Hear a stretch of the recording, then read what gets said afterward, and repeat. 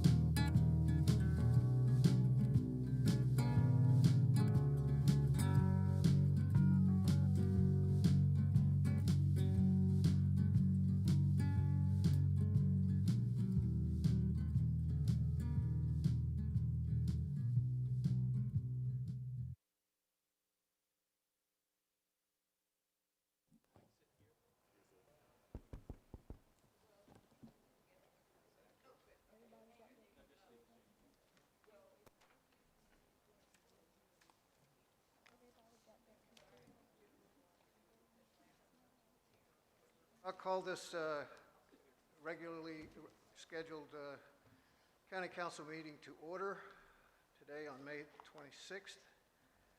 And the first item on the agenda is the invocation and pledge of allegiance. Mr. Charlton, if you would do the honors, please, sir. Stand, please.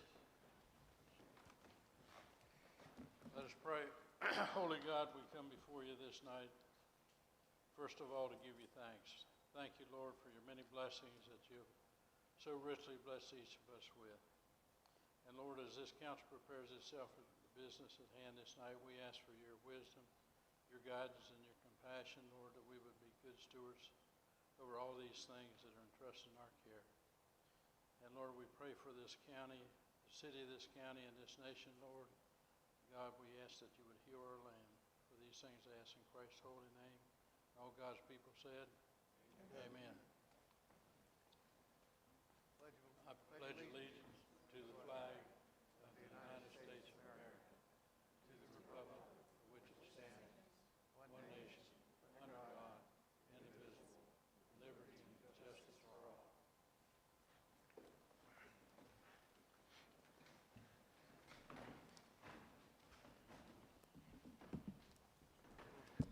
Thank you. The next item is the approval of the agenda with a recommendation of moving Report 15A to the beginning.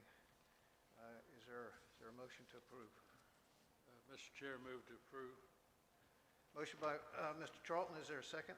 Second. Second by Mr. Carolina. All in favor? Aye. Any opposed? Okay, the agenda is approved. Next, we have public comment. Teresa, do we have anyone? Mr. Chairman, tonight we have 4 speakers who have signed up for public comment, and we have 2 individuals who have emailed their comments to council. So we'll begin with those who are present tonight, and each will have up to 5 minutes. And the first is Mr. Marvin Neal. Okay, thank you.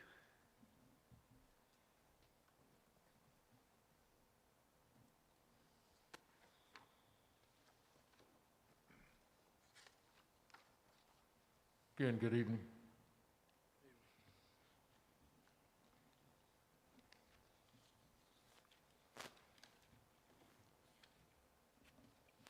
Good evening.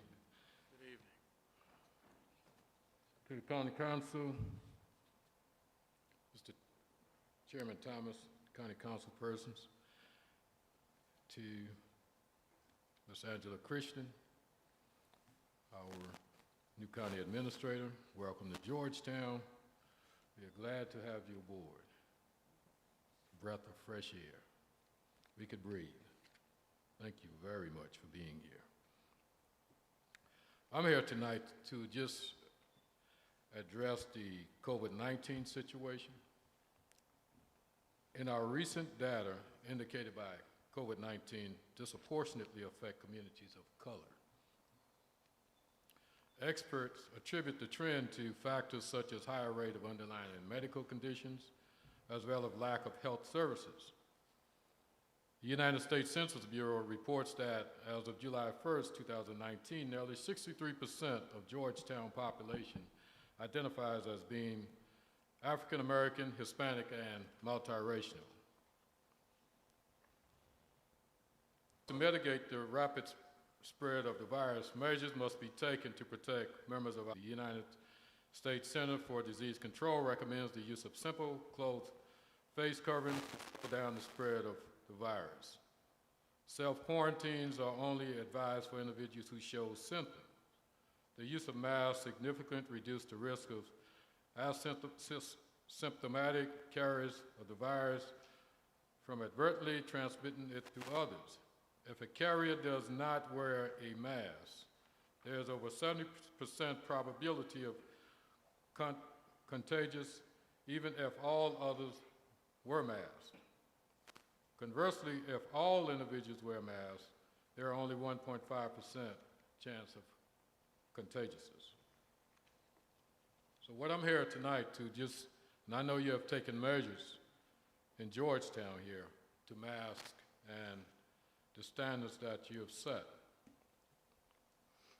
What we are asking tonight that we model the healthcare professionals. And we ask that the leadership in all capacities of Georgetown model the healthcare professions. By saying that, we are talking about also the business persons, the Walmart exchange managers, the Dollar General managers, the car dealerships, every avenue of Georgetown. I sent a letter out on May the 5th asking you all to look into that, and I know you have in some sense. I don't know what measures you have taken since other than what's on the website, but what we are asking you to do more. We are asking you to do more. And that asking, we are asking you to walk into those stores and watch and look what's going on with our customers.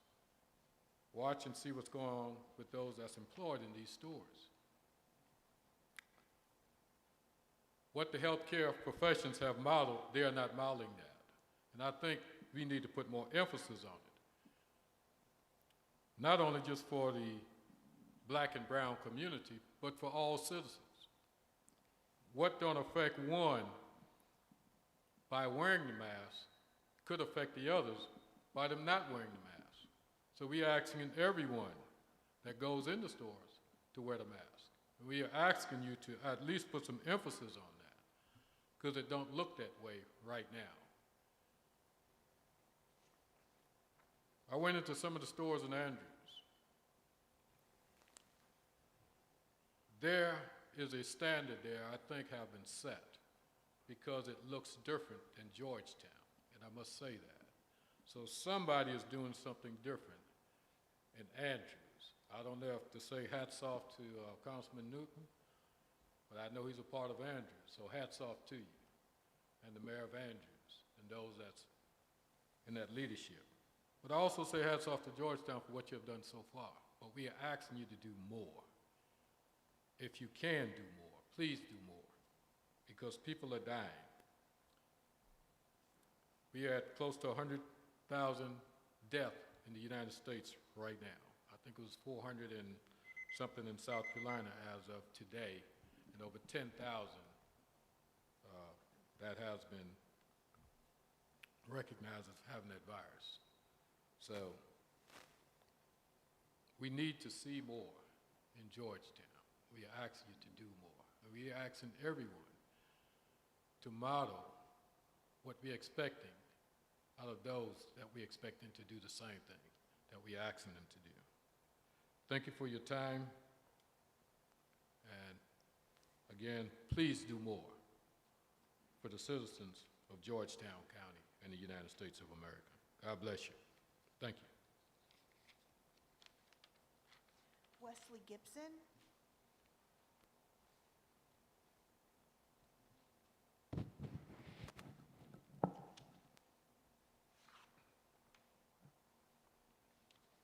Good evening.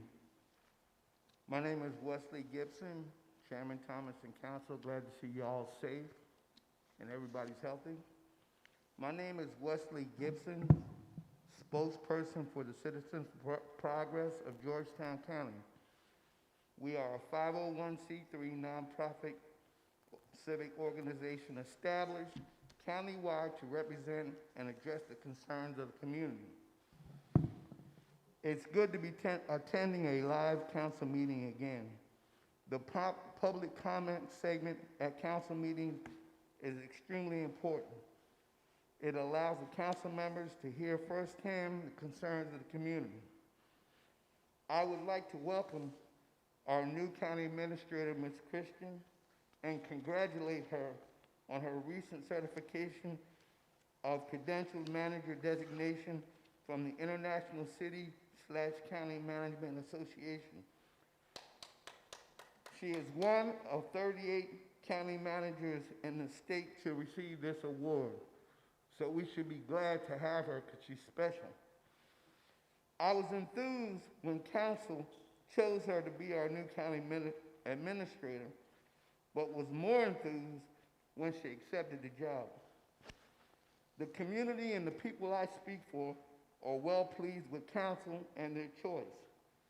I attend every council meeting, and I'm looking forward to watching Ms. Christian and this council work together to execute her vision and move this county forward into the future.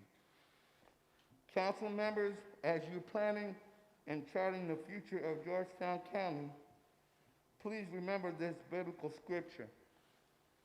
Romans 8:28 says, "And we know that all things work together for good to them that love God." In closing, County Administrator Christian, Citizens of Progress of Georgetown County welcomes you, and I'd like to take a piece of what former Governor Hale used to say: it's a great day in Georgetown County. Thank you.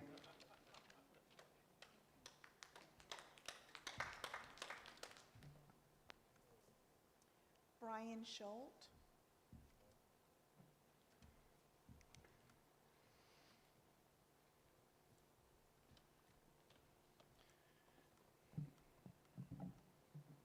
Thank you, Mrs. Floyd. Ms. Christian, welcome again. Mr. Chairman, members of council, thanks for everything that all of y'all do. My name is Brian Schultz. I'm the Georgetown County Auditor. The following words are mine. I'm solely responsible for their content, and I speak for myself alone. On 2 separate occasions, I've appeared at this podium in front of council. On each occasion, it was for the same purpose, to right a wrong. These were instances when someone had either been falsely accused or publicly mistreated. I'm here tonight for the same reason. I'm sure by now you have witnessed the May 8th security video of a Georgetown County employee being maltreated in the treasurer's office. Such a demonstrated abuse by an elected official is a stain on the reputation of the county. By default, it is a reflection on every other elected public official, director, and department head. But that's not the real issue.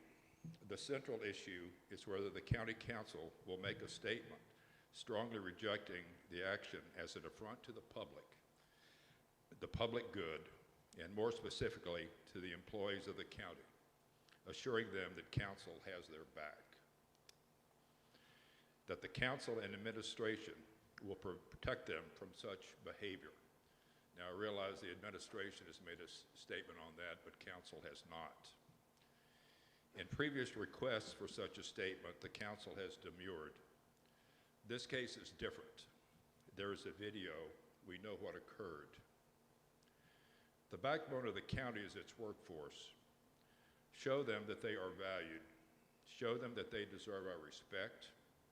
Show them that our treatment of them matters. It matters to them and it matters to us. Show them that you will not let abusive behavior toward them stand. Do something. Issue a public statement of condemnation, even if it is symbolic. It is a worthy act and it's the right thing to do.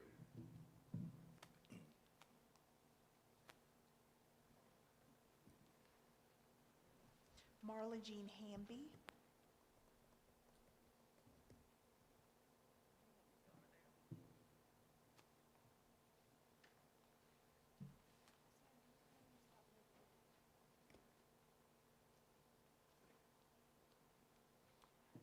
Well, good evening, and I'm so happy to see you all there. I'm very happy to be here because virtual and online in my 79-year-old vocabulary don't exist. I'm here to ask that you consider the same rule that applies to you on council for your appointments on boards or commissions, that they must live in the district. The Litchfield Racquet Club property has been sold along with the entrance property, which consists mostly of the lakes alongside the road. No plans have been submitted as of this date, but I'm sure they will be forthcoming in the near future, and they won't be for conservation easement. Planning recommended approval the last time to allow residences to be built on the recreational property of the Racquet Club. 4 of the 7 members voted no.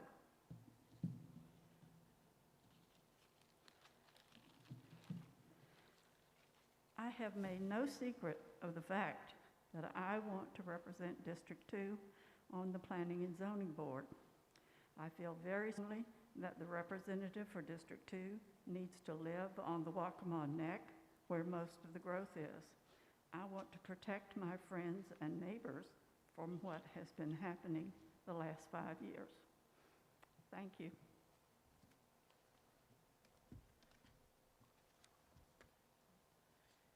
Mr. Chairman. That's all the in-person? Yes, sir. Okay, we have 2 public comments from citizens that were sent in via email, and I will read those. First is from Mr. Gary Weinrich. He says, yesterday I submitted a video that I'd hoped would be shown at tonight's County Council meeting during the public input section of the agenda. I understand that viewing at the meeting is not possible due to the meeting location. The video includes recent clips of Governor McMaster, State Epidemiologist Dr. Linda Bell, and State Parks, Recreation, and Tourism Director Dwayne Parrish. all speaking about the current worldwide coronavirus pandemic. They address in very clear terms what the public needs to do to safely reopen the economy. They also explain what attractions throughout the state must do to reopen safely. The problem for all residents of Georgetown County is the Murrells Inlet Marsh Walk has reopened without a plan in place. The video includes photos clearly showing how the large crowds are ignoring state and federal guidelines and creating greatly increased opportunity for the community spread of the disease, not only in Georgetown County and neighboring counties, but also in communities throughout South Carolina and the U.S. whose residents visit the Murrells Inlet Marsh Walk. I'm simply asking County Council to take whatever steps are necessary to prevent the unnecessary spread of the disease. There are more than 20,000 residents of Georgetown County considered to be at elevated risk. As Dr. Bell said after viewing the situation on the Marsh Walk, the individuals not following recommended practices like social distancing or using masks contributes to disease spread. The individuals in those gatherings are at risk for exposure to disease. I sincerely hope that business owners, community members, and visitors can curtail these activities like these. Thank you for entering this statement along with the video. And then was a comment submitted by Ms. Eileen Johnson. She says, I have two comments I would like to share with council. Number one, broadband is essential to the future of Georgetown. The rural areas are at a big disadvantage. Mr. Carolina has brought it to the forefront. This should be made a priority to council. Governor McMaster has commented on this issue and would like to use money from the coronavirus funds for this purpose.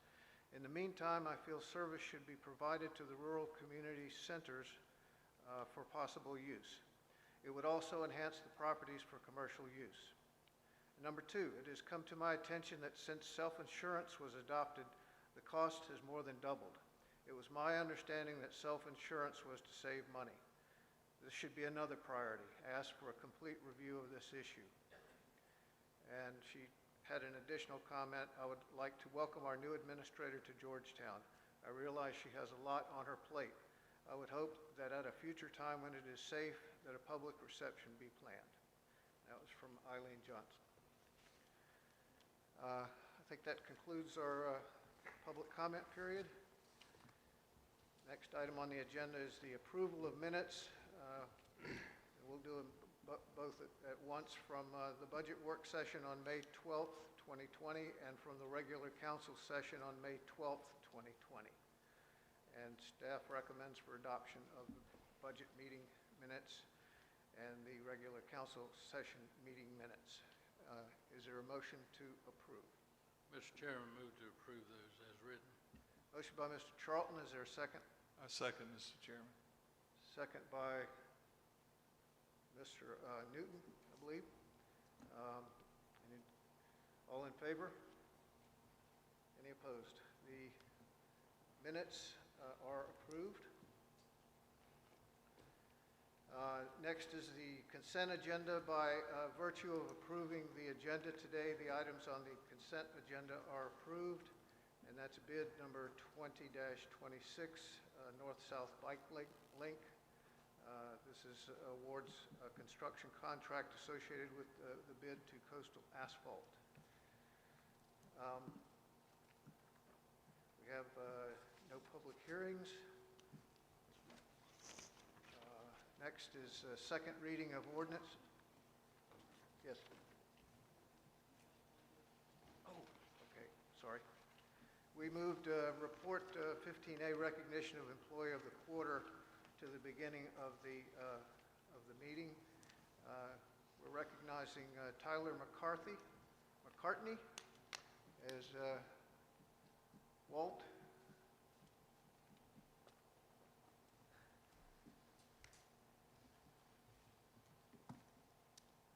Thank you, Mr. Chairman, and I was wanting to say up front, we're going to do this a little differently tonight. Normally, we do a big photo op and handshaking, but due to our social distancing, it's a little hard to do all that, so we may have to do the old air bump tonight.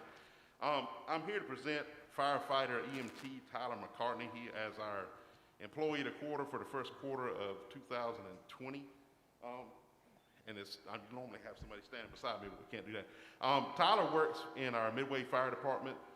He's been with us for about 2.5 years, and from the get-go, he has been, I guess for lack of a better term, a go-getter.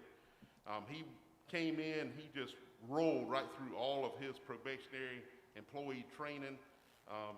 Not that he had to, but he went ahead and did it anyway. He got certified to drive every single piece of equipment that Midway has, and with the exception of the brand new ladder truck that just came in, I think he's training on that now. He came in as a firefighter EMT and has been going to school and training to progress up to a firefighter paramedic.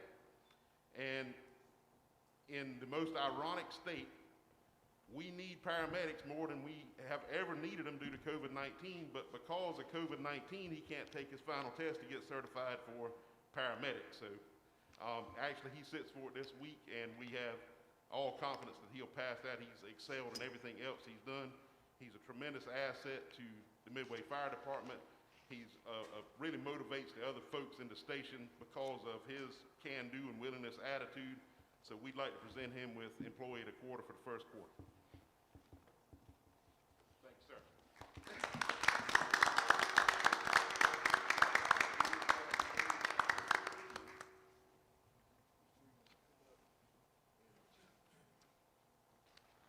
We actually have Chief Doug Hageman and Battalion Chief Jeff Piper here. And so in lieu of you, Mr. Chairman, we'll have them stand in for the photo for the certificate. Thank you very much. Did we get with you guys to each side? Thank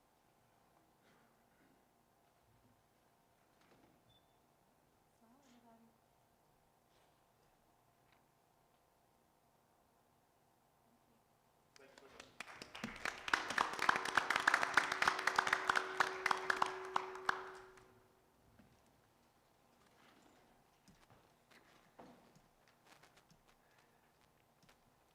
All right, get back. Next item on the agenda is second reading of ordinances. Ordinance number 20-22. Ordinance to amend the fiscal 2019-2020 operating budget of Georgetown County. Ms. Administrator, does this need an introduction?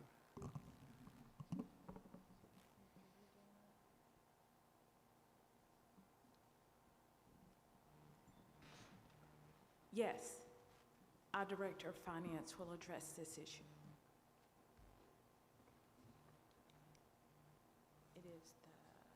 It's the budget.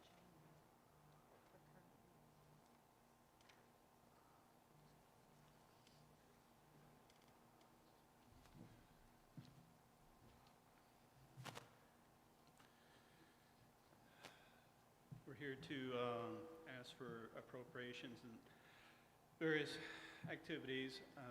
We have appropriations, general fund increased by $22,800, provide funding for repairs to P House Landing for the Andrews Magistrate. Funding will come from reimbursements from our insurance carrier in the town of Andrews. Appropriations through general fund are increased by $18,300 to provide funding for Georgetown County Library System. Funding to come from lottery funds received in June of 2019, approved by the state to be spent in 2020. Appropriations in Fire District 1 are increased by $150,000 to provide for unanticipated costs associated with disaster response and health claim costs in excess of contributions. Funding will come from fund balance in the general fund. Appropriations in the Special Economic Development Fund are increased by $3,792,000 to provide for the purchase of land from Red Mountain Timber Company. Funding will come from accumulated balances in the Restricted Special Economic Development Fund. The appropriation was provided by County Council at the October 22nd, 2019 meeting. Appropriations in the Law Enforcement Fund are increased by $200,000 for the addition of 4 new SRO, school resource officers, positions in the Sheriff's Department. These are funded by the state through a recent appropriation of the General Assembly and was approved by County Council on February 25th, 2020. Appropriations in the Law Enforcement Fund are increased by $150,000 for the addition of two newly formed traffic safety let me try that again. $150,000 for the addition of two positions in the newly formed Traffic Safety Division of Law Enforcement. Division will be funded in its entirety by a grant from the South Carolina Department of Public Safety and was approved by Council on December 10th, 2019. Appropriations in the Debt Service Fund are increased by $337,000 to provide funding for the March 2020 debt service principal and interest payment on the 2019 general obligation bond. Funding will come from fund balance in the Debt Service Fund. And that is it. Thank you very much. Any questions from council? I have one, Chairman. The repairs to the P House landing, was that due to the accident was down there, or is that some additional work being done to that landing?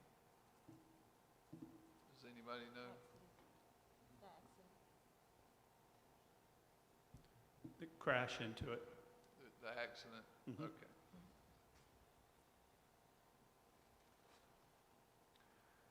There are no further questions. I'll entertain a motion for ordinance number 20-22.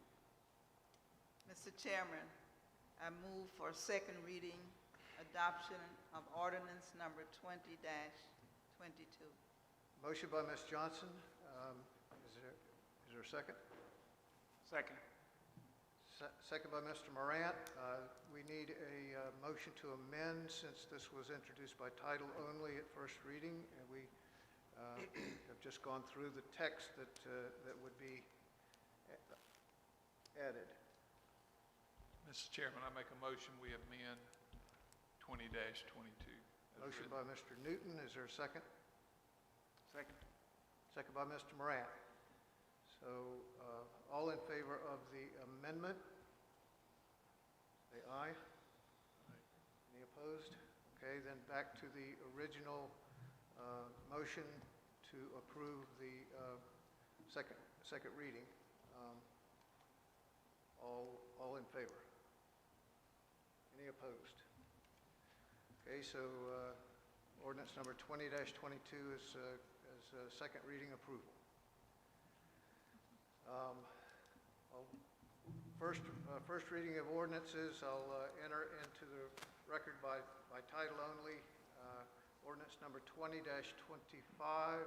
and ordinance number 20-26. That takes us to reports to council. Recreation facilities programming reopening schedule from Recreation Department Director Beth Goodall.